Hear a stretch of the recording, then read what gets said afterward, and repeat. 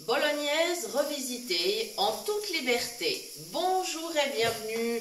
Voici donc une nouvelle recette et notre petite sauce bolognaise qui accompagnera des penne. Eh bien, notre petite sauce bolognaise d'origine italienne, elle va prendre l'accent espagnol. Voilà, c'est des choses qui arrivent. Alors, c'est parti avec d'abord un bel oignon que j'ai émincé et que je fais revenir dans un petit peu d'huile. Voilà, ça c'est ce que vous entendez actuellement. Voilà. Maintenant que ça commence à bien rissoler, je vais aller chercher ma viande hachée que j'ai demandé au boucher. Voilà, hop, et je vais l'emmener vers ma poêle. Voilà, on va essayer de rester bien au-dessus, n'est-ce pas? Et de ne pas en mettre partout, mais je crois pas, je crois que ça va aller.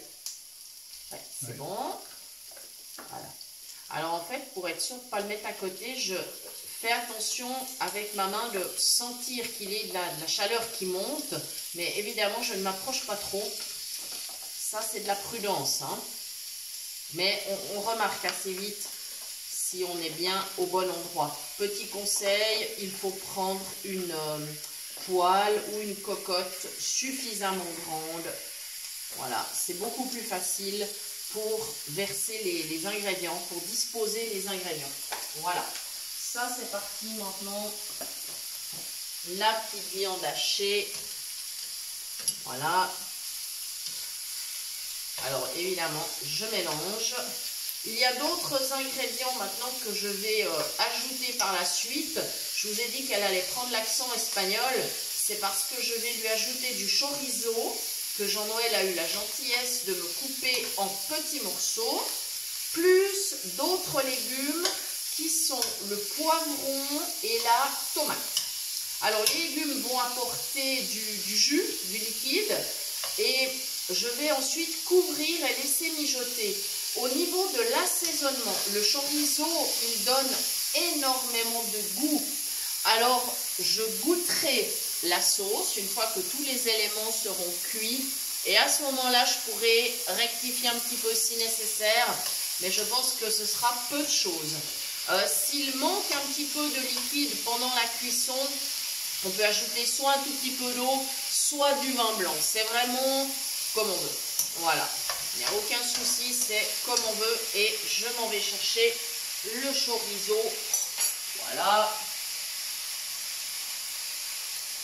Je vous donne une petite astuce. Si vous voulez éplucher un chorizo facilement, que ce soit le chorizo d'ailleurs ou tout ce qui est salami, saucisson sec, petite astuce donnée par le boucher, bien passer le chorizo ou le saucisson sous l'eau tiède. Et ensuite, il n'y a aucun problème. L'enveloppe, elle se détache toute seule et c'est très facile après de le découper. Voilà, petite astuce que j'ai donnée plusieurs fois, mais comme j'imagine bien que vous n'avez pas vu toutes les vidéos, eh bien, c'est toujours bien de redonner les bonnes astuces. C'est utile et voilà. On aura une très belle portion. Hein. Là, il y en a pour aller 4 personnes à l'aise. Hein. Voilà. Donc, il ne me restera plus qu'après à rajouter mes petits légumes et puis de couvrir pour laisser mijoter un petit peu. Voilà. Enfin, quand même un petit moment, c'est meilleur si ça mijote. Et surtout, dernière astuce avant qu'on ne se quitte. Eh bien, dernière astuce. Ça va être, une fois que cette sauce est prête, on va arrêter la cuisson et on va laisser mariner pendant quelques heures comme ça. Et donc, on réchauffera au moment de servir, c'est-à-dire quand les pâtes seront cuites. Ce qui donnera une sauce où les saveurs se seront bien mélangées.